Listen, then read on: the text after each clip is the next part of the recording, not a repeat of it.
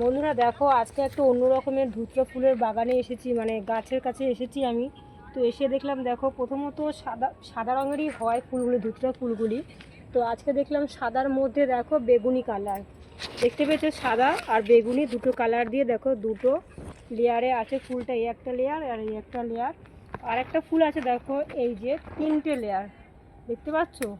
এই যে তিনটে লেয়ার, একটা দুটো তিনটে। এই ফুলগুলো সচরাচর দেখতে পাওয়া যায় না। যখন দেখতে পেলাম ভাবলাম একটা ভিডিও করি, তোমাদের সঙ্গে শেয়ার করব। দেখো ফুলটাকে কত সুন্দর দেখতে লাগছে। আর এই গাছের দেখো কাঁটাটা একটু লম্বাটে টাইপের আছে, কিন্তু বেশি গায়ের কাঁটাগুলো না, মানে খাঁচা খাঁচা না, যে ধরলে যে হাতে ফুটবে ওরকম কোনো ব্যাপার না।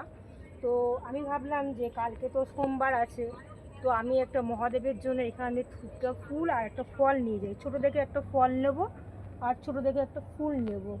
তো আমি এবার দুটো ফল আর ফুলটা ছিঁড়বো, সেটাই তোমাদের একটু শেয়ার করছি।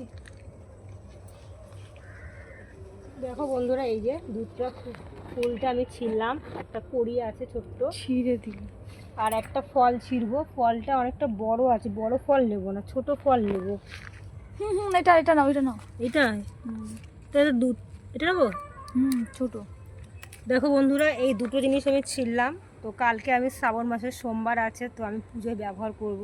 তো কেমন লাগলো এই ভিডিওটা অবশ্যই তোমরা আমাকে